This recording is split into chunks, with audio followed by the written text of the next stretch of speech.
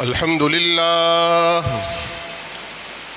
لله نحمده ونستعينه ونستغفره ونؤمن به ونتوكل عليه ونعوذ بالله من شرور أنفسنا ومن سيئات أعمالنا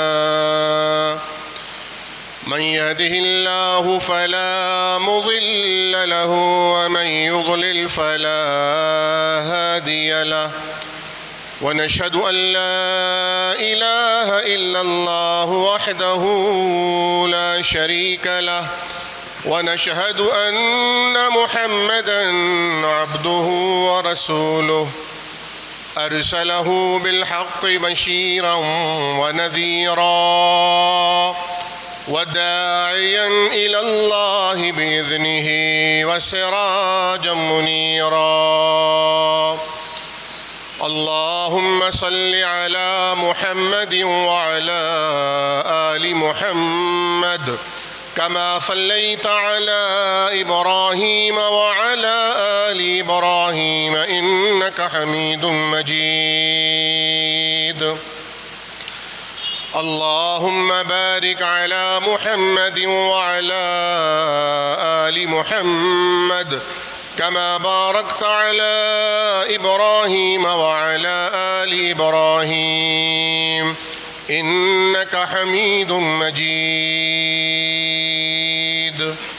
أما بعد فإن خير الحديث كتاب الله وخير الهدي هدي محمد صلى الله عليه وسلم وشر الأمور محدثاتها وكل محدثة بدعة وكل بدعة ضلالة وكل ضلالة في النار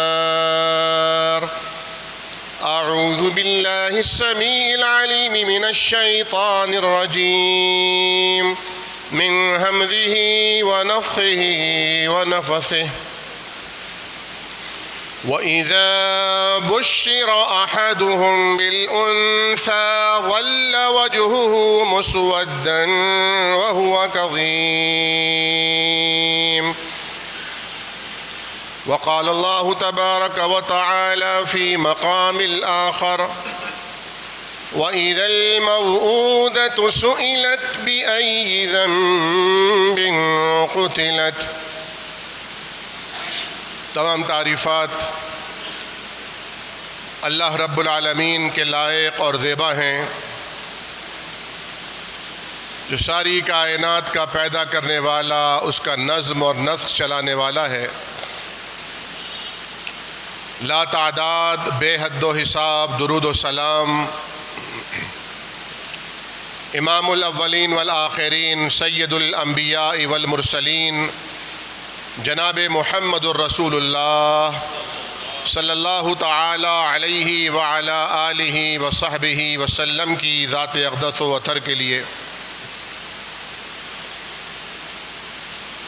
قرآن کریم فرقان حمید کی جو آیت کریمہ میں نے آپ کی خدمت میں تلاوت کی ہے،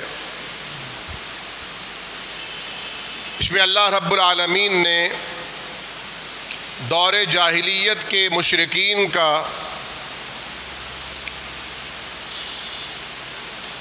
ایک عقیدہ ذکر کیا ہے کہ ان کا اللہ رب العالمین کے ملائکہ کے بارے میں یہ خیال تھا کہ یہ ملائکہ اللہ کی بیٹیاں ہیں، جبکہ ان کا اپنا حال یہ تھا کہ اگر ان کے ہاں بیٹی کی پیدائش ہوتی اور انہیں بیٹی کی ولادت کی کوئی خبر دی جاتی تو ان کے چہرے مرجھا جاتے، غم کی سیاہی ان کے چہروں پر نمودار ہوتی، وہ غصہ ان کے گلے تک آ جاتا، اور پھر دور جاہلیت کی گاڑی جانے والی بیٹی کے بارے میں قرآن نے فرمایا وَإِذَا الْمَوْءُودَةُ سُئِلَتْ، وہ قیامت کا دن کیسا دن ہوگا جب بے گناہ زندہ دفن کی جانے والی لڑکی بیٹی کو زندہ کیا جائے گا اور وہ سوال کرے گی بِأَيِّ ذَنبٍ قُتِلَتْ، مجھے کس جرم اور گناہ کے بدلے میں قتل کیا گیا؟ گو کہ یہ دور جاہلیت کی ایک مثال قرآن کریم نے بیان فرمائی۔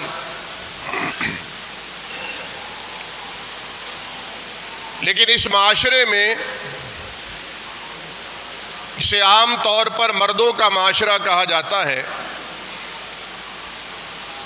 خواتین کی بھی کتنی بڑی تعداد ایسی ہے جو اپنی ہی صنف کی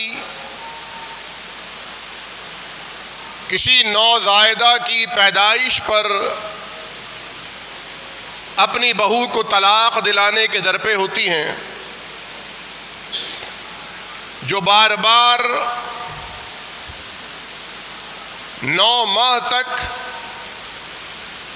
اپنی بہو کو اس ذہنی کوفت اور اذیت میں مبتلا کر کے ٹارچر دیتی ہیں کہ مجھے پوتا چاہیے۔ لڑکی کا شوہر دھمکی دیتا ہے کہ اگر بیٹی ہوئی تو تمہیں طلاق دے دوں گا۔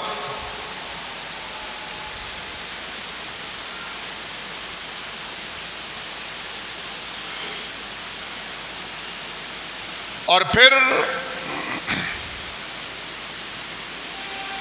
اپنے آپ کو باشعور، سمجھدار، تہذیب یافتہ، متمدن معاشرے کا فرد کہلانے کی کوشش کی جاتی ہے۔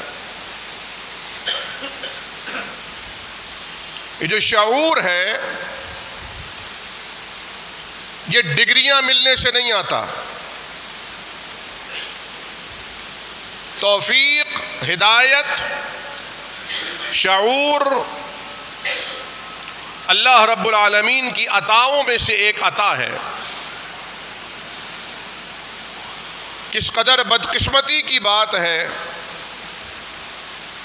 کہ ہمارے معاشرے میں آج یہ جملے عام طور پر بولے جاتے ہیں کہ دولت عورت کے دم سے آتی ہے اور اولاد مرد کے دم سے ملتی ہے۔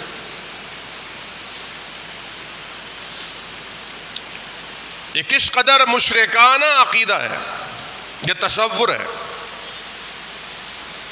بعض جگہ یہ کہا جاتا ہے کہ یہ اس عورت کی نحوست ہے کہ بیٹیوں پر بیٹیاں پیدا کر رہی ہے، جبکہ قرآن کریم فرقان حمید نے یہ بات واضح فرما دی کہ خالق اللہ رب العالمین ہے۔ یَہَبُ لِمَن یَشَاءُ إِنَاثًا وَیَہَبُ لِمَن یَشَاءُ الذُّکُورَ، یہ اس کی منشا اور مرضی پر ہے، جسے چاہتا ہے بیٹیاں دیتا ہے، جسے چاہتا ہے بیٹے دیتا ہے۔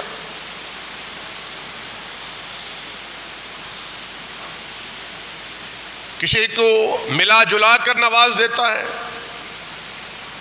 او یجعل من یشاء عقیما، جسے چاہتا ہے بے اولاد بنا دیتا ہے۔ یہ اللہ کے ہاتھ میں ہے، اللہ کی منشا ہے۔ بعض لوگ بیٹے کی خواہش میں بیٹیوں کی ایک قطار لگا دیتے ہیں، ایسا بھی ہے۔ بعض دوسری تیسری شادی کے در پہ ہوتے ہیں۔ اتنا شعور نہیں کہ جس ہستی کو رب تعالیٰ نے رحمت للعالمین قرار دیا تھا، جسے یہ اعزاز دیا تھا کہ آپ 2 جہانوں کے لیے نہیں سارے عالمین کے لیے رحمت ہیں، اولاد کی نسبت سے اللہ نے ان کا انتخاب بیٹیوں والا کیا۔ 4 بیٹیاں عطا فرمائیں، اور آپ بیٹیوں سے کتنی محبت فرماتے تھے، بیٹیوں کا کتنا احترام فرماتے تھے، ان کی کیا عزت اور تکریم آپ کی نگاہ میں تھی۔ اما عائشہ صدیقہ طاہرہ طیبہ رضی اللہ تعالی عنہا فرماتی ہیں، آپ کی صاحبزادی سیدہ فاطمہ رضی اللہ تعالی عنہا بات چیت میں، انداز و اطوار میں نبی کریم سے سب سے زیادہ مشابہ تھی۔ جب آپ آتی، پیغمبر رحمت صلی اللہ علیہ وسلم اپنی نشست سے تشریف فرمات ہوتے، اٹھ کر کھڑے ہوتے، قاما کھڑے ہوتے، ان کی طرف چل کر جاتے، ان کے ماتھے کا بوسہ لیتے، انہیں اس نشست پر لا کر بٹھاتے جس پر ابھی وقت کا پیغمبر افضل البشر بیٹھا ہوا تھا۔ یہ احترام ہے۔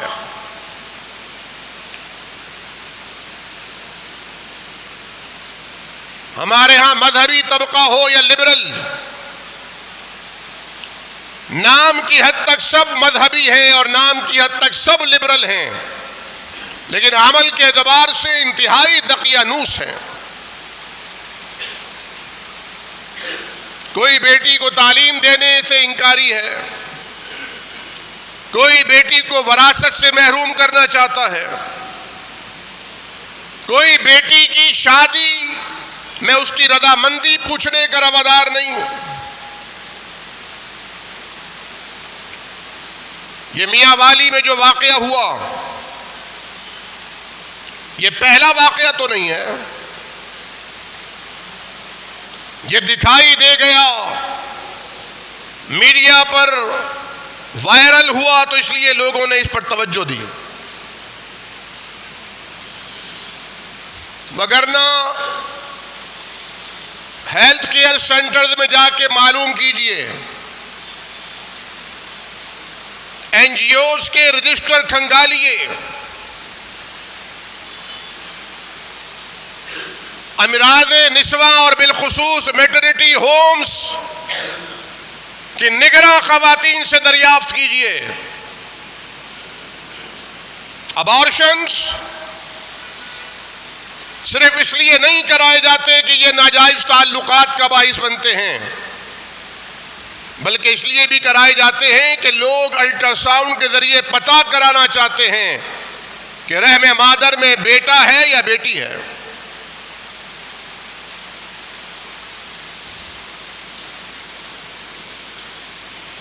یہ اس معاشرے کا عالم ہے جس معاشرے میں نبی کریم صلی اللہ علیہ وسلم کو رب تعالیٰ نے 4 بیٹیوں سے نواز رکھا ہے۔ اما عائشہ رضی اللہ تعالیٰ عنہ نے ایک دن عجیب منظر دیکھا۔ نبی کریم صلی اللہ علیہ وسلم گھر میں تشریف لائے تو آپ کو بڑی تعجب، حیرت اور خوشی کے ساتھ یہ بات بتائی، اللہ کے حبیب میرے دروازے پر ایک غریب عورت آئی، بھوکی تھی، اس نے 2 بیٹیوں کو گود میں اٹھا رکھا تھا، میں نے گھر میں کھنگالا تو صرف 3 کھجوریں تھیں، میں نے وہ 3 کھجوریں اس عورت کے ہاتھ پہ رکھ دیں، اس نے ایک کھجور ایک بیٹی کو دی، دوسری بیٹی کو دی، ابھی تیسری کھجور جس پر اس کا حق تھا وہ کھانا چاہتی تھی کہ بیٹیوں نے دوبارہ ماں کے دامن کو کھینچا۔ اما اور اللہ کے حبیب، یہ ماں کیا چیز ہوتی ہے؟ اس نے اس تیسری کھجور کو بھی 2 حصوں میں تقسیم کر کے اپنی بیٹیوں کو دے دیا، خود بھوکی رہ گئی۔ اللہ کے حبیب نے فرمایا یہ بیٹیاں اس کے لیے جہنم کے دروازے پر آڑ بن جائیں گی، اسے جہنم میں جانے نہیں دیں گی۔ من ابتلي ابنتين،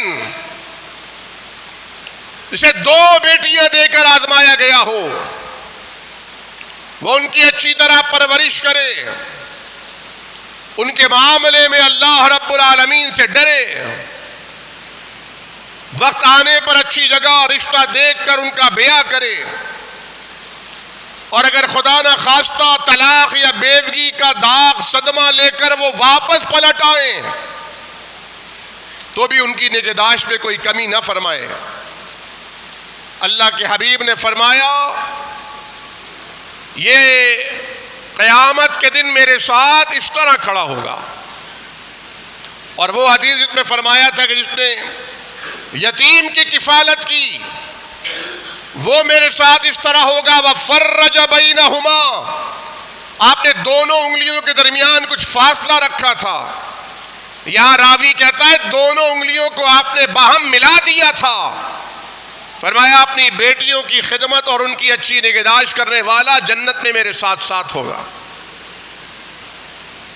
شارحین نے فرمایا شاید اس سے مراد یہ ہو کہ جنت میں داخلے کے وقت ساتھ ہوگا، شاید اس سے مراد یہ ہو جنت میں جن خوش نصیب جنتیوں کو بار بار حضور کی رفاقت نصیب ہوگی یہ ان میں شامل حال ہوگا۔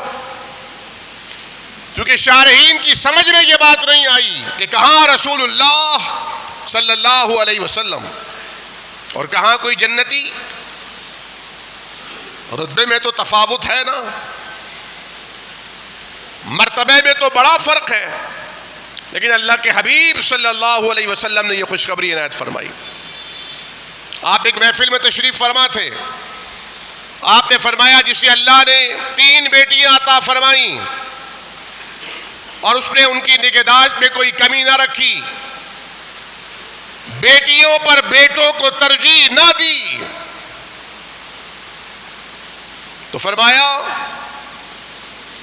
قیامت کے دن اللہ رب العالمین اسے جنت میں داخل فرمائے گا اور وہ جہنم سے رکاوٹ بن جائیں گی۔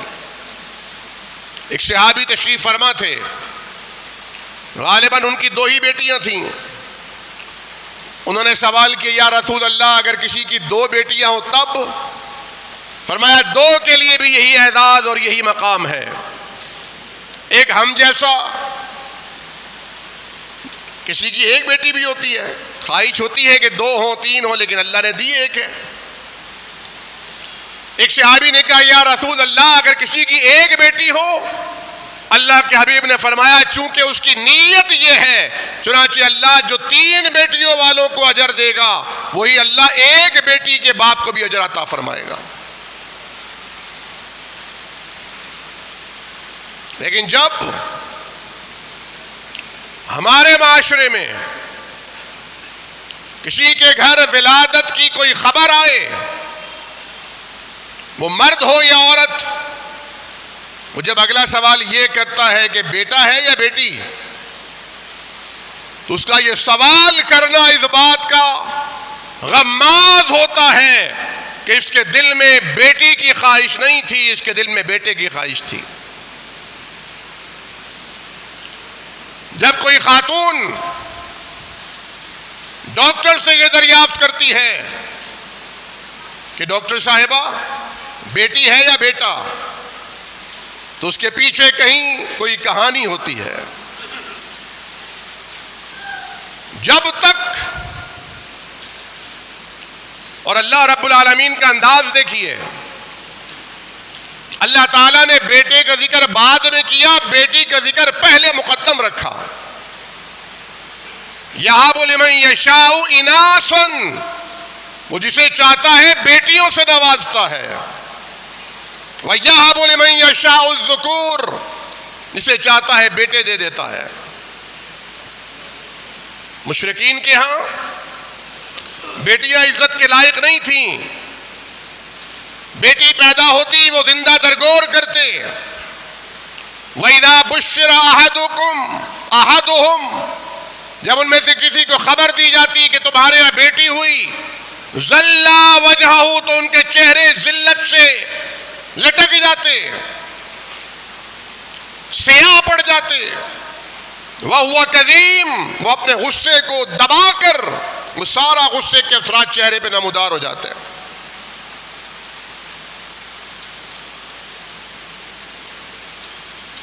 جب تک معاشرے میں یہ فرق ختم نہیں ہوگا اور حضرت مریم علیہ السلام کی والدہ منت مانتی ہیں کہ اللہ مجھے بیٹا عطا فرما، اولاد عطا فرما، میں اسے بیت المقدس کی خدمت کے لیے وقف کر دوں گی. اللہ رب العالمین نے انہیں بیٹی عطا فرما دی. وہ کہتی ہے پروردگار اب بیٹی کو کیسے اکیلا کلیسا میں چھوڑوں؟ بیٹا ہوتا تو بیٹا تبلیغ کرتا، دعوت دیتا، دین کے کاموں میں حصہ لیتا. یہ تو بیٹی ہے. تو رب تعالیٰ نے کیا فرمایا؟ لیس الذکر کالانثی. یہ نہیں فرمایا کہ بیٹی بیٹے کی طرح نہیں ہوتی، لڑکی لڑکے کی طرح نہیں ہوتی. فرمایا لیس الذکر کالانثی. رب تعالیٰ جو کام اس بیٹی سے لینا چاہتا ہے وہ کوئی بیٹا لڑکا کر ہی نہیں سکتا ہے. لیس الذکر کالانثی. بیٹا بیٹی کی طرح نہیں ہوتا، لڑکا لڑکی کی طرح نہیں ہو سکتا. یہ فضیلت عطا فرمائی ہے. ہمارے یہاں یہ فضیلت حاصل نہیں ہے، ہمارے یہاں یہ اہمیت نہیں دی جاتی، ہمارے یہاں یہ مقام نہیں ملتا. ایک صاحب کہنے لگے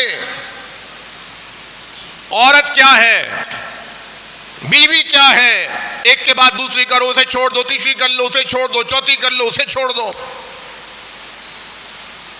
میں نے کہا تو یہ تو عورت کو بھی حق ہے، وہ ایک سے خلا لے پھر دوسرے سے شادی کر سکتی ہے.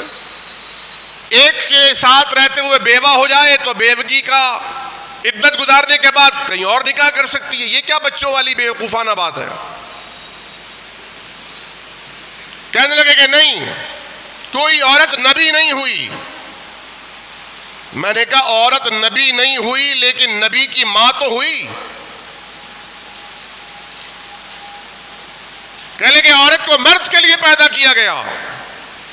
میں نے کہا نہیں، دونوں کو ایک دوسرے کے لیے پیدا کیا گیا.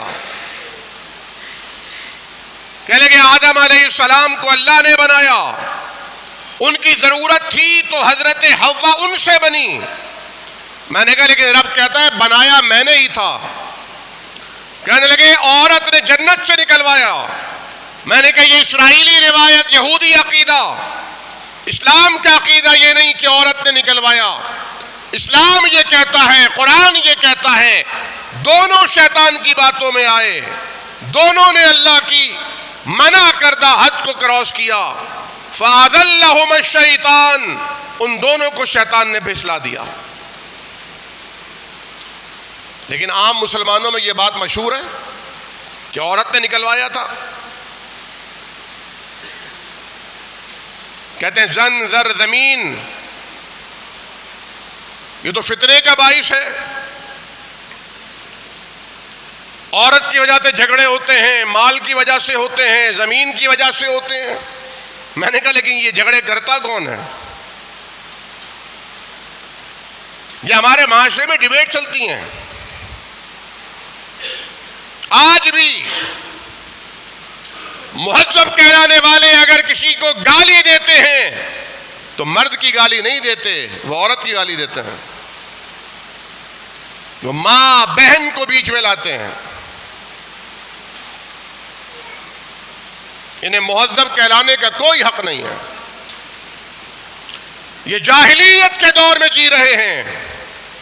یہ نشانی اور علامت ہے جاہلیت کی، جنہیں شرم نہیں آتی اور اپنے غصے کا اظہار کرنے کے لیے عورت کو گالی بناتے ہیں.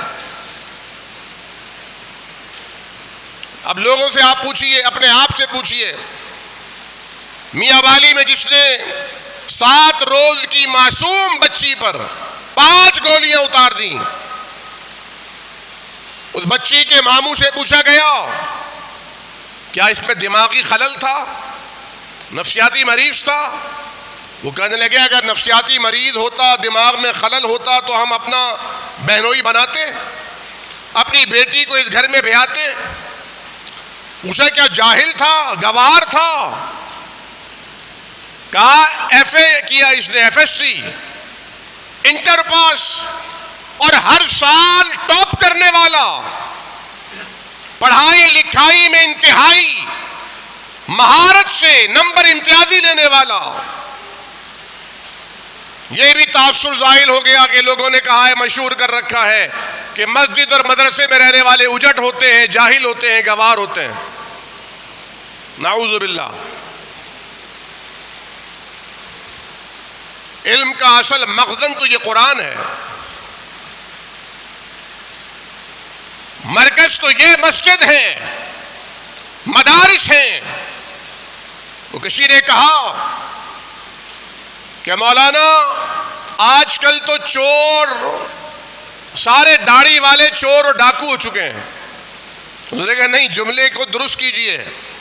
اصل جملہ یہ ہے کہ چوروں اور ڈاکوؤں نے، خائنوں نے، راہزنوں نے داڑیاں رکھ لی ہیں.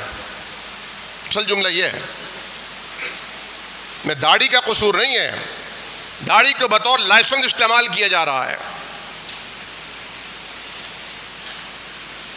تو نبی کریم صلی اللہ علیہ وسلم نے آپ کی خدمت میں ایک صاحب آئے، متد بزار کی روایت ہے، صحابی، اور آپ جانتے ہیں اللہ کے حبیب کا فرمان ہے الاسلام یہدم من کان قبلہ. جب کوئی اسلام قبول کرتا ہے، مسلمان ہو جاتا ہے، تو اس کی پچھلی دور جاہلیت میں کی گئی ساری خطائیں معاف ہو جاتی ہیں ایمان لانے سے. وہ آئے، انہوں نے کہا یا رسول اللہ، دور جاہلیت میں میری بیٹیاں تھیں، میں انہیں زندہ درگور کر دیا کرتا تھا. آج اسلام لانے کے بعد مجھے اپنی خطا، غلطی اور گناہ کا احساس ہو رہا ہے. کیا میرا یہ گناہ معاف ہو جائے گا؟ اسلام قبول کر لیا. اللہ کے حبیب نے فرمایا ہر ایک بیٹی کے عوض ایک غلام آزاد کرو. اس نے کہا اللہ کے حبیب میرے پاس کوئی غلام نہیں، البتہ اونٹ موجود ہیں. فرمایا پھر ہر بیٹی کے بدلے ایک اونٹ اللہ کی راہ میں خیرات کرو.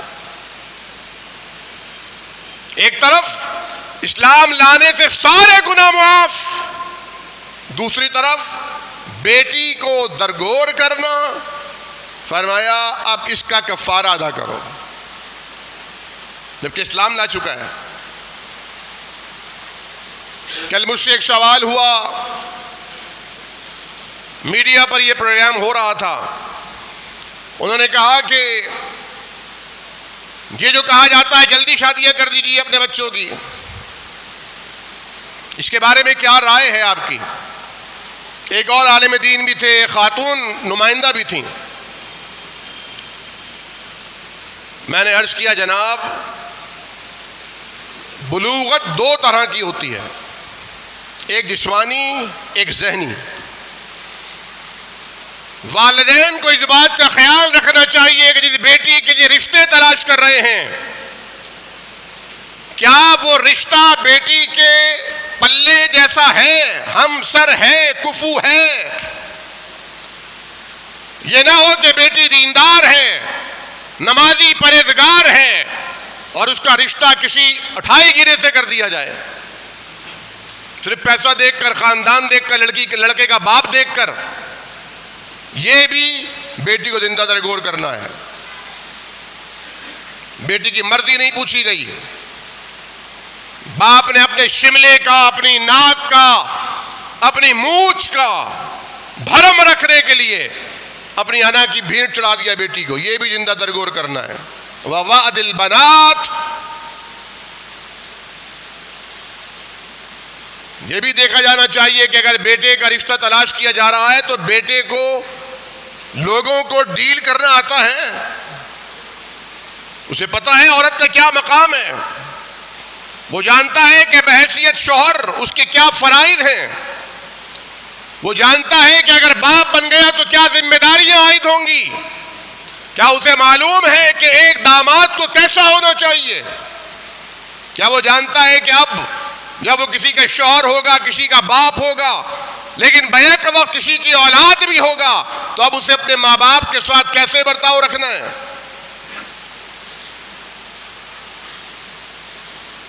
کچھ پتہ نہیں ہے.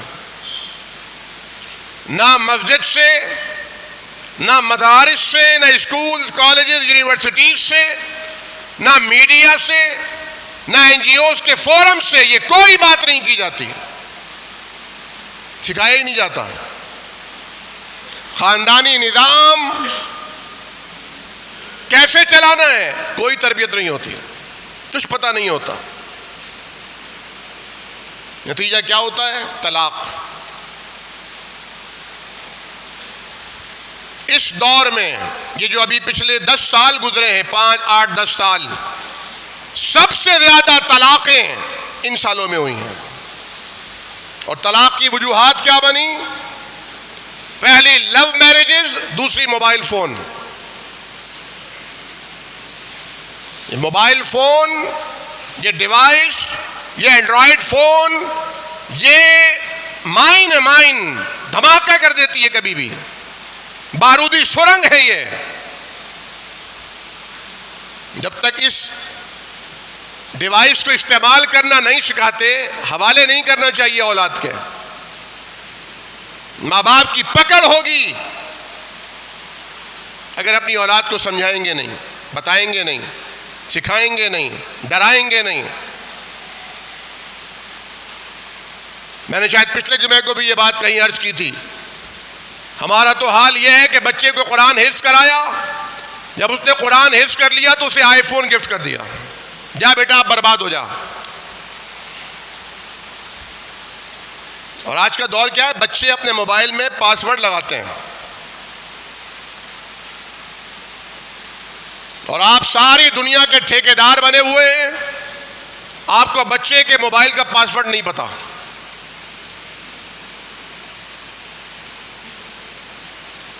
کیونکہ آپ نے ہی پاس ورڈ لگایا ہوا ہے، آپ کے پاس ورڈ کا بچے کو نہیں پتا۔ مفتی طارق مسعود جیسے لوگ پھر وہ یہ مسائل بیان کرتے ہیں کہ بیوی کی بھی کوئی پرائیویسی ہوتی ہے، مرد کی بھی کوئی پرائیویسی ہوتی ہے، یعنی مرد اپنے پاس لگا کے رکھے پاس ورڈ، بیوی کو نہیں پتا، بیوی لگا کے رکھے میاں کو نہیں پتا۔ اور جب دونوں کی الگ الگ سیٹنگ ہوگی تو پھر گزارا تو اسی طرح ہوگا کہ کسی کے کام میں مداخلت نہ کی جائے۔ گاڑی ایسے چل رہی ہے، چلنے دو۔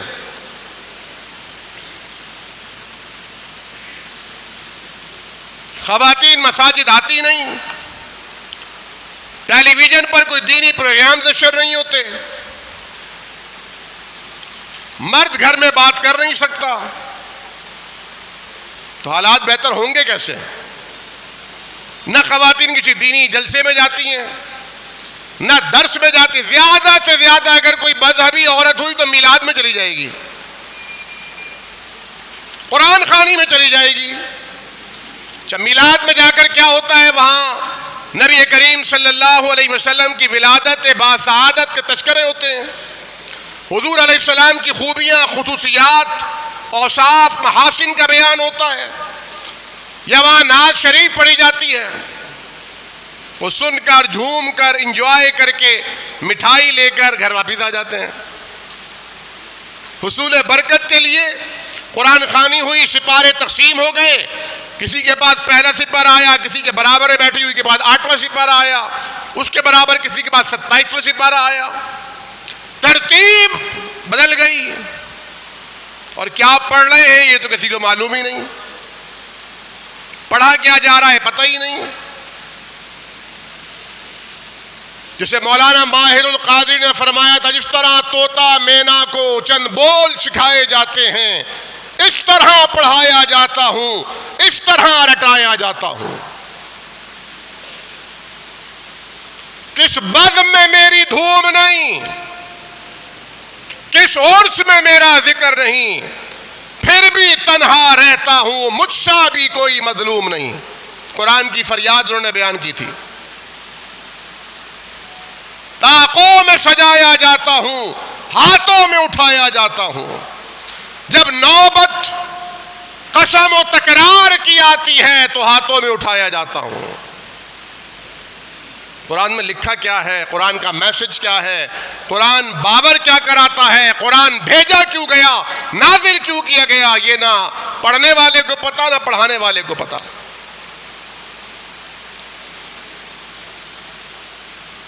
2-2.5 گھنٹے کی مووی دیکھی جا سکتی ہے، 35-45 منٹ کے ڈرامے دیکھے جا سکتے ہیں، 2-2 4-4 گھنٹے تک مشغول رہا جا سکتا ہے، لیکن 15 منٹ کی قرآن کریم کی تلاوت ترجمے کے ساتھ نہیں سنی جا سکتی۔ ایسا نہیں ہے کہ وقت نہیں ہے، اصل میں یہ سعادت اور توفیق نہیں ہے، گناہوں کی نحوست ہے، اس نے اللہ کے دین سے، اللہ کے ذکر سے دور کر رکھا ہے۔ ہمارے جمعے کے خطبات میں بھی کیا بات ہوتی ہے؟ یہ باتیں ہوتی ہیں کسی جمعے میں؟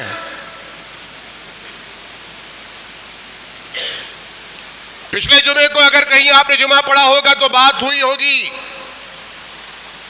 شب معراج پر، اب اگر آپ کہیں اور پڑھیں گے تو آپ سنیں گے شب برات پر۔ ہر سال اوکیجنلی یہ موضوعات چلتے ہیں، کرنٹ جو سچویشن ہے اس پر نہیں ذکر ہوتا، جو ہمارے گھروں میں پیدا ہو چکی ہے، جہاں ہم بے بس نظر آتے ہیں۔ ہمت کیجئے، اپنے موبائل فون کا پاسورڈ ہٹا دیجئے، یہ اگر لگا رکھا ہے اس پرپس کی وجہ سے کہیں اگر باہر لاسٹ ہو جائے، اسنیچ ہو جائے تو آپ کا ڈیٹا ہر ایک کے ہاتھ میں نہ جائے، کوئی ماہر آدمی ہو وہی نکال سکے، کیونکہ آپ کا پاسورڈ اس سے تو نہیں بچ سکتے آپ، وہ تو کھول لے گا۔ عام تچھڑ قسم کا جو اسنیچر ہے وہ وائرل نہیں کھول سکتا، تو ٹھیک ہے اپنی بیوی کو، اپنے بچوں کو اپنا پاسورڈ بتا دیجئے، یہ پاسورڈ ہے، 20-25 دن 1 مہینہ اسی طرح کیجئے، اس کے بعد اکیلے میں پیار سے، شفقت سے، محبت سے کہیے بیٹا میں نے ہٹایا ہے تو بھی ہٹا۔ کوشش کیجئے، ہمت ہار کے نہ بیٹھیے، اپنے گھر میں اپنی اولاد کے آگے اگر ہتھیار ڈال دیے، سمجھانا چھوڑ دیا، مکالمہ، ڈائلاگ، بات چیت سے ہاتھ اٹھا لیا، پھر کس سے بات کرو گے؟ کس کو بتاؤ گے؟ کس سے کہو گے؟ الا کلکم راعٍ وکلکم مسئول عن رعیتہ، تم میں سے ہر ایک نگہبان ہے اور اس سے اس کی رعیت کے بارے میں سوال پوچھا جائے گا۔ آپ سے یہ سوال نہیں ہوگا کہ آپ نے فیس بک پر کتنی پوسٹ لائک کی اور کتنی ڈس لائک کی، کس پر منفی کمنٹس کیے، نہیں ہوگا سوال آپ سے۔ آپ سے یہ سوال نہیں پوچھا جائے گا کہ آپ نے لوگوں کے ذہن کو منتشر کرنے کے لیے کہاں کہاں غلط فہمیوں کو پروموٹ کیا، کہاں کہاں وہمیں پیدا کیے۔ سوال ہوگا آپ سے، آپ کی ذریت سے، آپ کی نگرانی میں آنے والوں کے حوالے سے سوال ہوگا۔ نبی کریم جناب محمد الرسول اللہ صلی اللہ علیہ وسلم سے اگر محبت ہے اور آپ کے دین سے اگر تعلق ہے تو ہمیں اپنی فیملی میں سیدہ عائشہ صدیقہ طاہرہ طیبہ رضی اللہ تعالی عنہا کا طرز عمل اپنانا ہوگا۔ جب انہیں خبر ملتی کسی کے ہاں ولادت ہوئی ہے، کسی کے ہاں بیٹا یا بیٹی بچہ پیدا ہوا، وہ یہ نہیں پوچھتی کہ بیٹا ہوا ہے، لڑکا ہوا ہے یا لڑکی ہوئی ہے، وہ پوچھتی تمام اعضاء سلامت ہیں؟ اگر تمام اعضاء سلامت ہیں تو اسے مبارک ہو۔ بیٹا بیٹی یہ سوال پوچھنے کا نہیں ہے۔ اب تک ہمارے معاشرے کا یہ حال ہے کہ کسی کے اگر بیٹا ہوتا ہے تو مٹھائی بٹتی ہے، بیٹی ہوتی ہے تو مٹھائی صرف ہسپتال میں رکھی ہوتی ہے۔ کتنے بدبخت ایسے ہیں جن کی بیٹی کی اطلاع گھر پہنچتی ہے تو وہ دیکھنے بھی نہیں جاتے اپنی بیٹی کو۔ کیسے بدبخت بھی ہمارے معاشرے میں ہے۔ ایسا ہے کیوں؟ ایسا اس لیے ہے کہ ہمارے معاشرے میں عورت ابھی تک اعزاز نہیں بنی۔ جب عورت کے نام پر گالیاں ختم ہوں گی جب ہر ایک کی بیٹی کو احترام کی نگاہ سے دیکھا جائے گا، جب کوئی بھوکے بھیڑیے کی طرح کسی کی بہن بیٹی پر نگاہ غلط نہیں اٹھائے گا، جب بیٹی کی پیدائش پر مٹھائی تقسیم کی جائے گی، تب اس معاشرے سے ایسے سانحات کی روک تھام ممکن ہو سکتی ہے، مگر نہ ہر بار سانحہ ہوگا اس پر مرثیہ کہا جائے گا، لوگ مکالمے کریں گے، چوک پہ لٹکا دو، پھانسی دے دو، فائرنگ کر کے مار دو۔ آپ کے ارد گرد بھی ایسے بہت سے لوگ ہیں جو پورے 9 ماہ اپنی بیویوں کو ٹیز کرتے ہیں، اذیت دیتے ہیں۔ میں بتا رہا ہوں اگر لڑکی ہوئی تو تجھے طلاق دے دوں گا میں۔ ان ایام میں، ان مہینوں میں جن میں عورت کے ساتھ دلجوئی کرنے کا حکم ہے، قرآن کریم نے جس کا تذکرہ کیا ہے، حملتہ امہ وہنا علی وہن،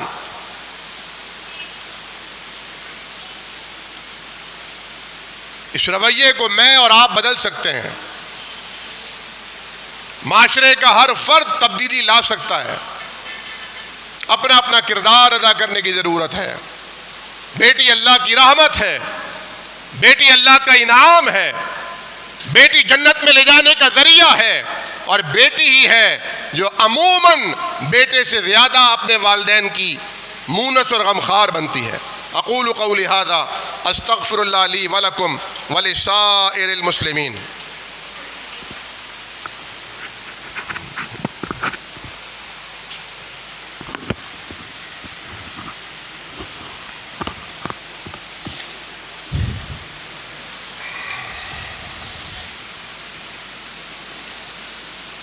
الحمد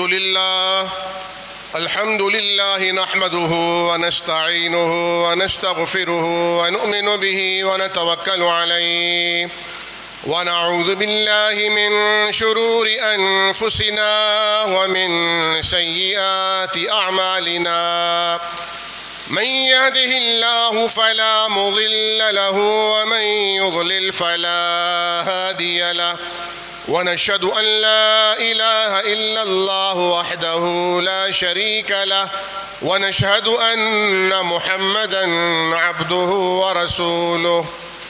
اللهم صل على محمد وعلى آل محمد كما صليت على إبراهيم وعلى آل إبراهيم إنك حميد مجيد۔ اللهم بارك على محمد وعلى آل محمد كما باركت على إبراهيم وعلى آل إبراهيم إنك حميد مجيد۔ أما بعد، اللہ کے نبی جناب محمد الرسول اللہ صلی اللہ علیہ وسلم کا فرمان ہے کہ باپ کا اپنی اولاد کے لیے سب سے بہترین تحفہ یہ ہے کہ وہ اسے تعلیم کے زیور سے آراستہ کرے۔ عام طور پر ہم اپنی بیٹیوں کو مہنگی ترین تعلیم دلاتے ہیں، لیکن وہ مہنگی ترین تعلیم شادی کے بعد عموماً ضائع ہوتی ہے، اور انہیں یقینی طور پر اپنے بچوں کی پرورش اور اپنے سسرال والوں کا دل جیتنے کا سامان کرنا پڑتا ہے۔ اس اعتبار سے ہمیں اپنی بیٹیوں کو دینی تعلیم سے ضرور بالضرور بہرہور کرنا چاہیے۔ نیپولین بوناپارٹ نے کہا تھا، تم مجھے اچھی مائیں دو، میں تمہیں اچھی قوم دوں گا۔ یقینی طور پر سب سے پہلے اسلام جس نے قبول کیا وہ کوئی مرد نہیں، ایک عورت سیدہ خدیجہ رضی اللہ تعالیٰ عنہا تھی۔ اسلام کی سب سے پہلی شہید ہونے والی خاتون حضرت سمیہ رضی اللہ تعالیٰ عنہا تھی۔ اسلام کے لیے سب سے پہلے جس نے اپنا مال بے درے خرچ کیا وہ کوئی مرد نہیں تھا، وہ سیدہ خدیجہ رضی اللہ تعالی عنہا تھیں۔ عورت کا بڑا کردار ہے، ایک ماں ہی، ایک بیوی ہی ایک بہترین معاشرہ تشکیل دے سکتی ہے۔ اس لیے ضرورت اس بات کی ہے کہ اپنی بیٹیوں کو بالخصوص دینی تعلیم سے بہرہ ور کیا جائے، انہیں قرآن کا ترجمہ، تفسیر، احادیث طیبات بالخصوص جن کا تعلق خاندانی نظام سے ہے، یہ انہیں بتائی جائیں، پڑھائی جائیں، سمجھائی جائیں، تب جا کے ہمارے معاشرے میں تبدیلی ممکن ہے۔ ہمارے جناب زبیر بھائی کے ہاتھ میں چوٹ لگی ہوئی ہے، اس سے پیچھے ایک بھائی بیٹھے، ان کا نام مجھے نہیں معلوم، ان کے بھی ہاتھ میں فریکچر یا کوئی پٹی وغیرہ بندھی ہوئی ہے۔